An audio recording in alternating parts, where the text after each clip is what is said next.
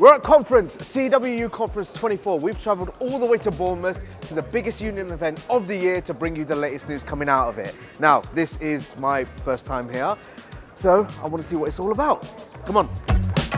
These are some of the stalls that are featuring at the conference. Let's go and see what is going on. Have I got any cash? I ain't got any cash, no, sorry. I've got my card on my phone, if that helps. Yeah? Yeah? Oh, go on then. What can I win? Becky, what's going on here? So we are the union's charity, the Communication Workers Union Humanitarian Aid. We've been running since 1995, delivering aids to disadvantaged children within the UK, abroad and in Africa. And how's it been so far, like, in this conference this Yeah, year? we've done pretty well. It's been a bit quiet, obviously, because we're upstairs, but we've had a steady amount of footfall and we've been putting it on social media, so it's been coming up on the screen, I think, in conference. So we've had a few people come up and say hello for that. Okay, and what is it that we can win then if we decide to buy a ticket? So we've got the bottles, we're going to have some vouchers. I think the minimum amount on that will be £50. And there's the messy shirt that you're interested in. What is this an actual shirt? Yeah. But also, while we're talking about football, we sponsor a football team in Tanzania. No. It's Street Kids. So we sponsored their football team, and to kind of raise awareness for them, but also obviously raise a bit of money, we created football shirts for the team. They are cool. Do you want to try it on? Yeah, please, go on then. Oh my God, is it going to be fine? How's this? Yeah? Are we liking this? I like it. Are we liking it enough to get it? I mean, the colour suits you, I'm not going to lie. You're just saying that. You just want the sale, come on. Ah. What is First Class Credit Union? Credit union is a credit union that supports workers in workplaces with financial difficulties through savings, loans, debt consolidation. We've got a membership of 5,000 members from CWU, and also from the Civil Service Union, PCS, we have another 4,800 members from there, and then we have other industries with roughly about 1,000 members from there. Given the current cost of living crisis, there are probably a lot of members out there with financial difficulties at the moment. Have you seen that over the recent years? Over the last number of months, we've had quite a number of members phoning up for minimal amount withdrawals from their savings because of putting food on the table weekly. So we're having members in real financial difficulties because of the cost of living, fuel increases, the cost of food, withdrawing 20, 30, £10, £50 on a weekly basis. So then, to members out there, what piece of advice would you give them if they were going through difficulties at the moment? The biggest piece of advice I would give to members, the credit unions, First Class Credit Union, we're here to help. There's a lot of members who feel embarrassed, who feel shameful, who don't know what to speak to. Pick the phone up, go on the website, contact us. We have people who will speak face-to-face with them. We have people who speak to them directly on the phone. It's not a chat box, it's not a web chat. It's an individual who will help them, support them through that financial difficulty. Right, obviously the union is split up between postal and telecoms. So over in this big hall over here, which we'll show you inside of, is where postal is being talked about. You've got a huge panel of members there across all levels. In the other hall over here, everything telecoms is being discussed. And as you may know, Utah recently became a part of CWU as well. So tech is also being talked about. Well, the real importance of conferences like this, where you bring everybody together, it's very well run in the sense that you get a chance to speak to representatives across every part of the CWU's membership. So, whatever company is organised within the CWU, they will have a representative here, representatives here, and we have to talk about the wider picture. So you're bringing everybody together. So it's about unity. It's about discussing, though, in an atmosphere where you can think about the issues and the challenges and come forward with policies that really support our members going forward. And then you break the conferences up and they go into their various industrial conferences. And, again, that's a process about focusing more then on the specific industry. So we do it right across the piece. And the real purpose of conferences like this is to show our reps that we listen to them and to also hear what their views are. And they're obviously the ones that are closer to the members in the branches and everything, so they bring forward their proposals. We debate them in a very democratic way, and then we make our decisions on how we're going to move things forward. So this year's conference has been, very good. It's starting to be about the future now, while still dealing with some of the issues that our members face now. We're not hiding away from them. We're linking how we move from some of the recent problems with a dispute into a different approach with Royal Mail, similarly with BT and similarly with all the other companies where we represent members across financial services, the post office, various different companies. And I think we got a consistency in our approach that is always going to be in the best interest of our members.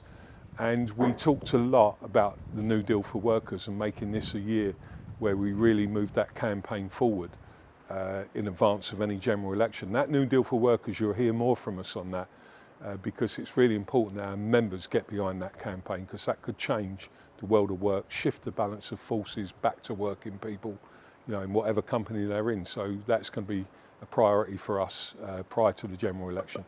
And it wasn't the first conference just for me, but for a few other members as well. So let's hear about what they thought about everything going on over here. This is my first time attending the conference. Never been to anything like this before, so just getting to know how everything runs. The office that I'm based in is just a small office, and you don't always get a picture of what's going on behind the scenes. I'm learning a bit more really about what goes on, what we're voting on, why we're voting on it. We need to have an honest and open debate how we're going to make the CWU fit for the future for our members. The reason I became a rep in our office because we didn't have one, and we had a manager who was basically doing what he wanted. As soon as I became a rep, I hadn't even done anything, yet his attitude changed. If we weren't there, management would just run roughshod over just to drive up their profits rather than look after the workforce. We've been let down by our governments, we've been let down by our bosses and employers, and by supporting a trade union you've got someone to look out for you, to be there. If somebody's having a bad day, somebody else can go to them, put an arm around them and that. More and more people in society are disillusioned with the unfairness in our country. We need to be thinking not just about BT or Royal Mail or Post Office, but all of the other parts of communication in the UK. We should be looking for more recognition in more places to support more workers. I've seen the power of the trade union in my own personal experience, but also how other people have been helped by having a trade union membership, being able to go to their branch, like Capital Branch, to get what they need. There's an imbalance and unfairness in our society, and that's why we need unions to speak up for us. Now it's time for the industry-related news. First up, we have more on Kretinsky and his supposed aim to be Royal Mail owner. Deputy General Secretary Postal Martin Walsh told us what he thought about that. It's pretty obvious what the CWU stance on that is, and he also gave us some general updates as well. Look, we don't support the bid, and we've said that consistently. We've also criticised Royal Mail. They've been not delivering quality, they've not been addressing our members' concerns. And we also have got our policy of renationalisation. But the real thing is, if this takeover takes place, we've got to protect our members' terms and conditions. We're going to we're debating a motion today which says if they attack us by breaking up the company, outsourcing, franchising, or raiding our pension surplus, we will defend our members' terms and conditions by all means possible. I want to touch on the renationalisation point. It's policy of the union, obviously. Of course it would be. It's also Labour Party conference policy. Is it realistic? Obviously, I think it's certainly not realistic that a Tory government would do it. Who knows? Stranger things have happened, I guess. But the Labour Party, how realistic is it if they take government that they're going to do it? And, if not, what pressure are we going to apply to them? Look, if we're honest, it isn't going to be a Labour Party. And they've said as much. It might make us all feel good carrying a proposition like that. But if in the absence of a political will, how do we make sure we have an alternative public model, which we're supporting, which says instead of the money going to shareholders, that should be reinvested in the company. It comes a mutual interest solution. So yes, in an ideal world, we get renationalisation, but we're not in an ideal world. We've got to get a better alternative than the current model. The USO in its current form is unsustainable. There's got to be change, but that change has got to be right by the members. And the members who go out, deliver, process every single day, has got to be involved in that process. We're going to have that live session and we're going to try and involve them. There's other elements we want to involve them on. It's growth. This company doesn't survive unless it grows in the PM parcels. And that, at the moment, is the most unpopular duty pattern. But we've got to overcome that, and we've got to attract people because, sadly, the core will continue to decline, and we've got to grow in the PM parcel where 80% of next day orders are done between 6 and midnight. And we're not in that market, Royal Mail.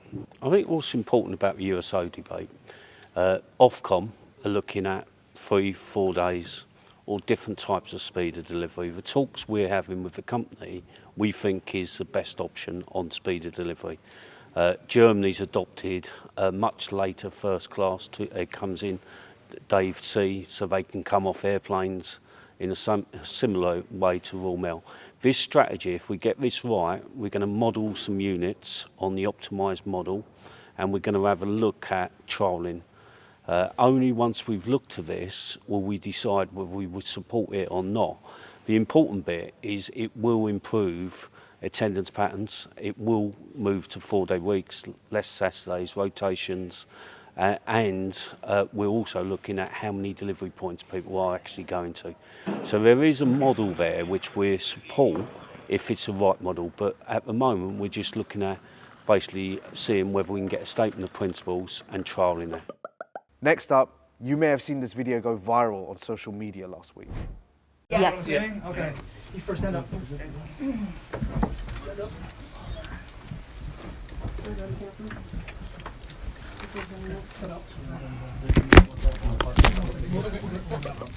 These employees are protesting against Project Nimbus, which is about Google's involvement in developing tech that supports the apartheid against Palestine. Here's a statement from someone in the union about Google's retaliatory sackings. You may have heard that Google has sacked workers for protesting a $1.2 billion military contract with Israel. Since 2021, Googlers have been organizing a campaign called No Tech for Apartheid, asking Google to drop Project Nimbus. Last week, Google dismissed workers who staged a peaceful sit-in, but they didn't stop there. They also dismissed workers who were just passing by to talk to their colleagues and workers who weren't even in the office at the time, for a total of over 50 terminated employees. Google is trying to clean house because they know that worker dissent is a threat to their war profiteering. As a tech union, we condemn Google's disproportionate retaliation against workers who are protesting the conditions of their labor, including Nimbus, safety and ethical concerns associated with that contract, and a pattern of workplace bias.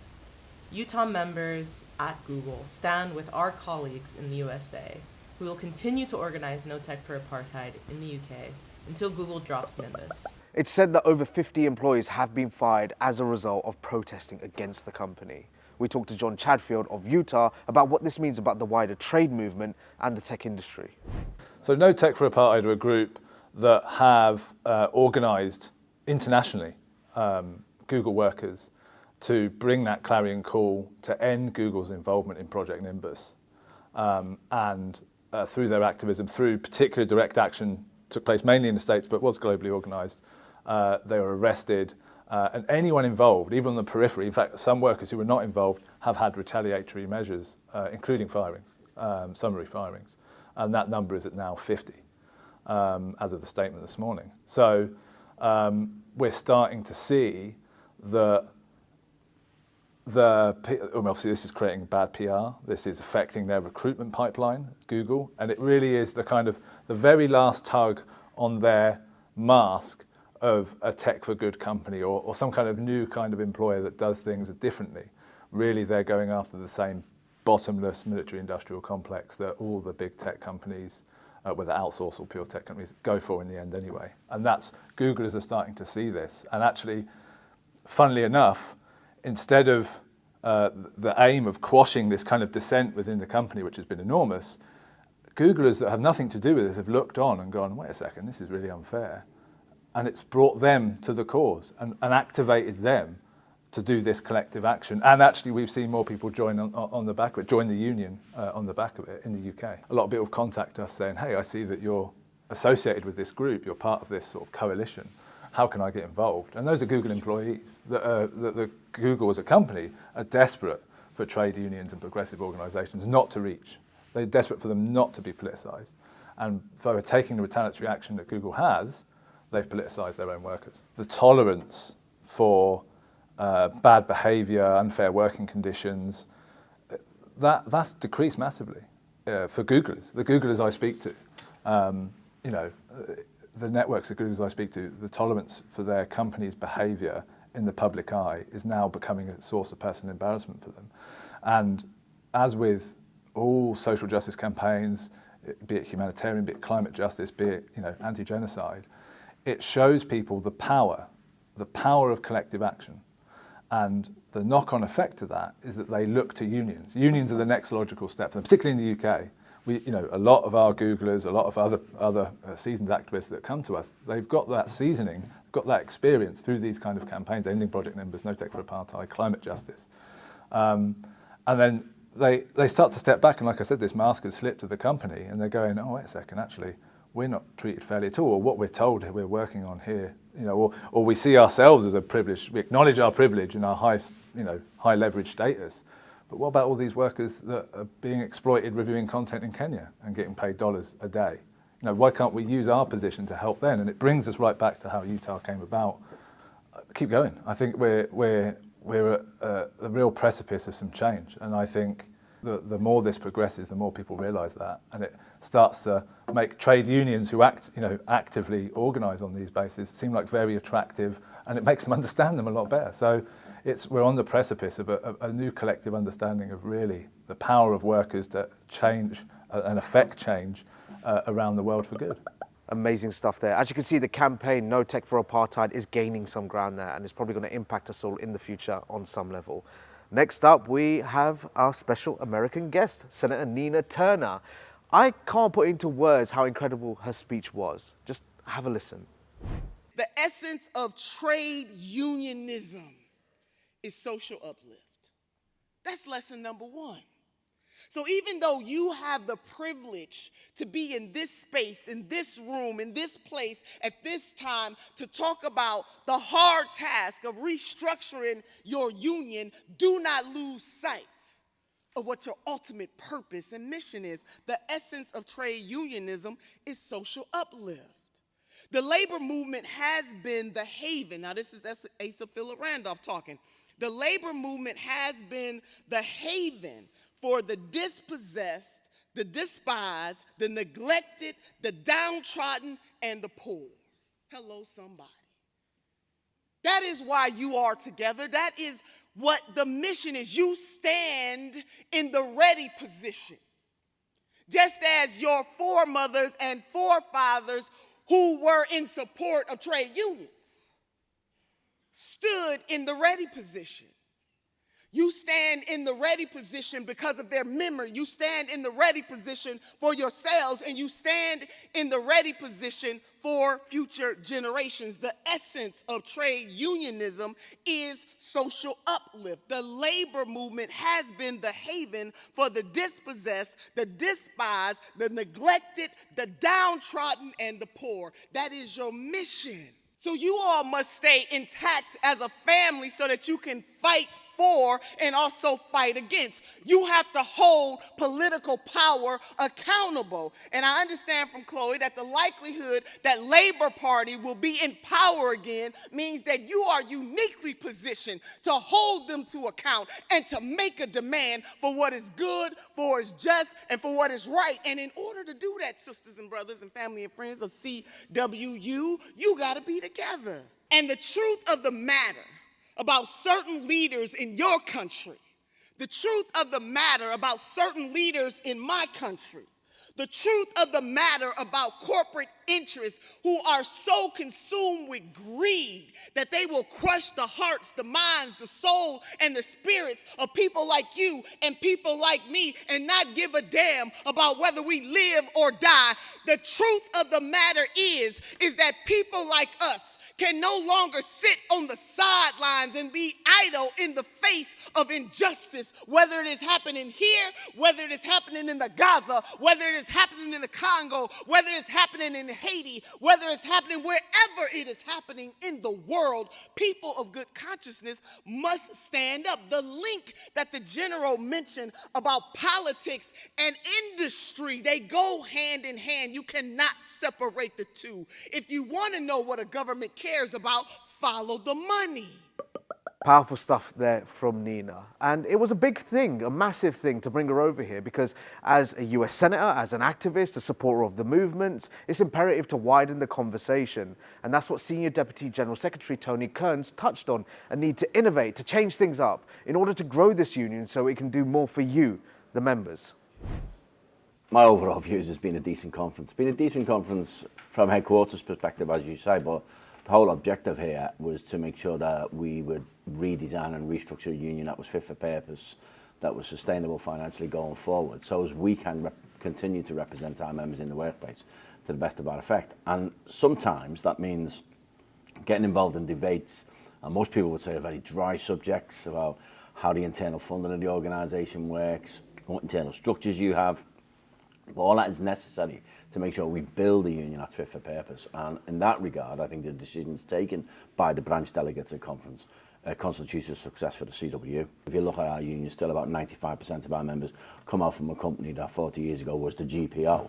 But actually, because we've remained a standalone union, we've built that speciality in being able to represent our members in those workplaces. And we still believe that the interest of our members would be best served by remaining a standalone union, precisely because of that expertise. If you end up in a general union, then you tend to lose some of that speciality, if you like, and we're able to build our union and our structures, and have done over the years, to maintain that degree of, I'd say respect amongst our members, because they know that the people who are representing them came from the jobs that they're currently doing, like myself and Dave and all the other leaders of this union.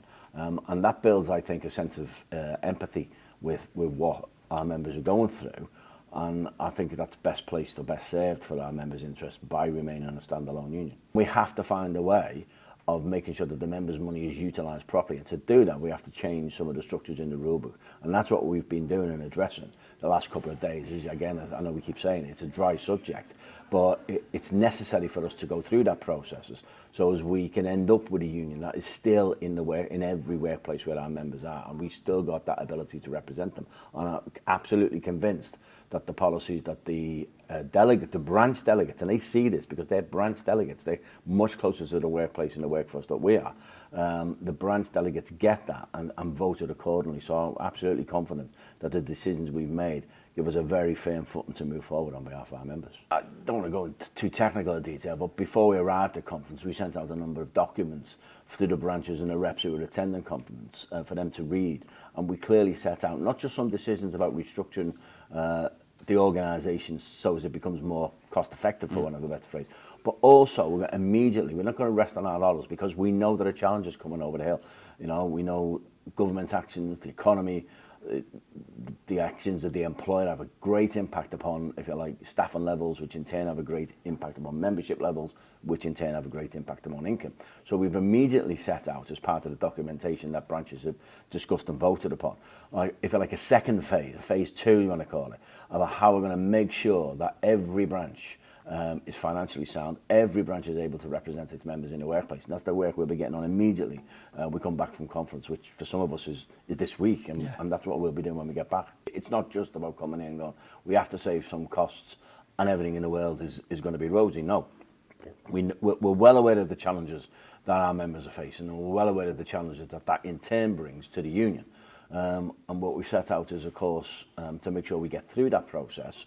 And it's not a long process. We're looking at maybe the second half of this year. But what we're attempting to do is, over the years, because of the merger of the two unions, different, if you like, cultures in both unions, we've sort of evolved into like 2 or 3 ways of doing things, for want of a better phrase, at local and branch level. And what we're going to do now is make sure that for every member in every branch, the level of service they get and they can expect from this union is almost uniform as best we can make it. So as if you join to become a member of the CWU, you know there's a rep to go to. You know there's a branch structure that you can go to raise problems with. And we want to make sure, as part of this phase 2, that every member is getting the same service from this union in that regard. Big thanks to the reps who came here and took the decisions they did. They're not easy decisions.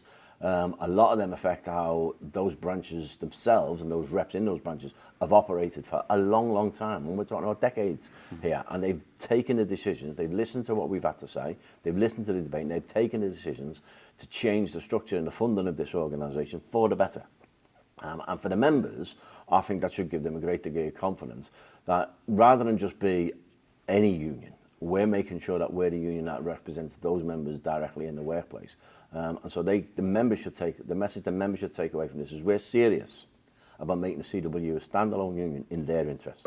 Next, we welcomed our president, Karen Rose, as our new Deputy General Secretary, T&FS. We talked to her quickly about her experience at the conference, chairing it, and how she feels about the new job. I think they went really quite well. Branches are clearly at the policy document. I think the message had got across that we need to do this restructuring. I don't think there was many debates where people weren't acknowledging that. And I think we set some really good policy. Obviously, there's still some work to do.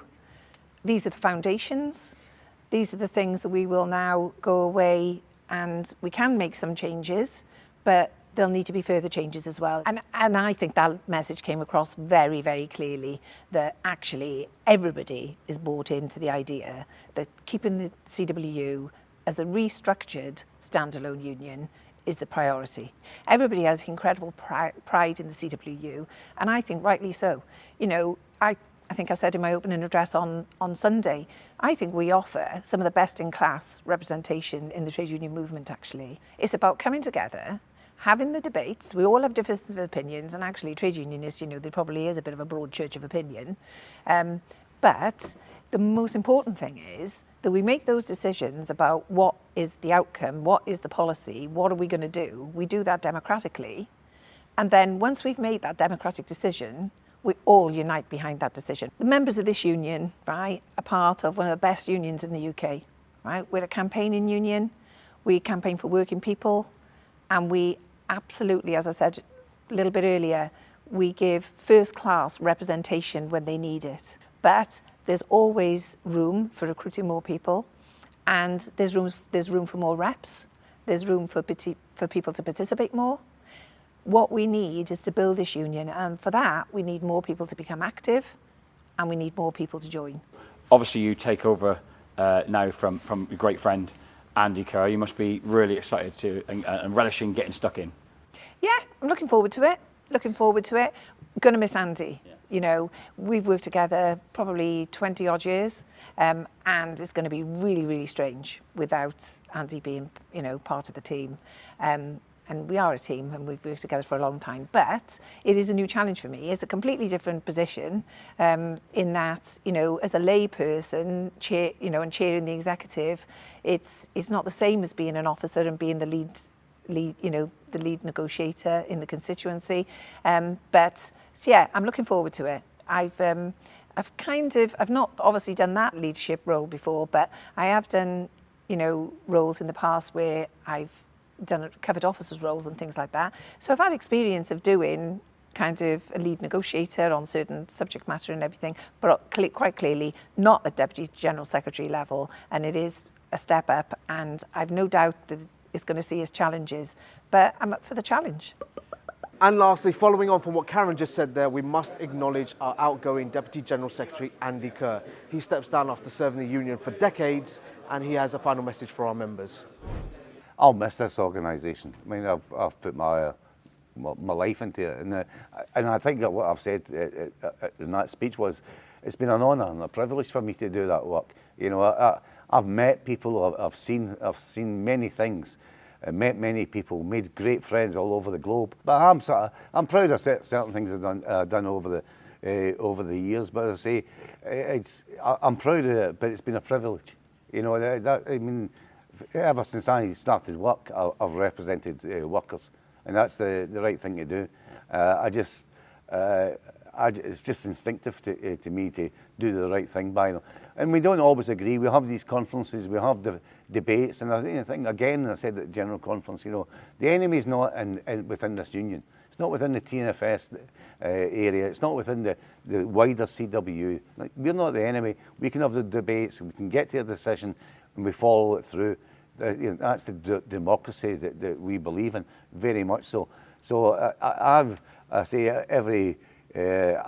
think it's been a privilege for me to do what I've done in this union, and I say I owe everything to this union. Members can't see him because she's just off camera, but Karen, who is going to succeed you, I know your friendship with Karen and your respect you have for any sort of words to the members on your successor. Well, all I say is,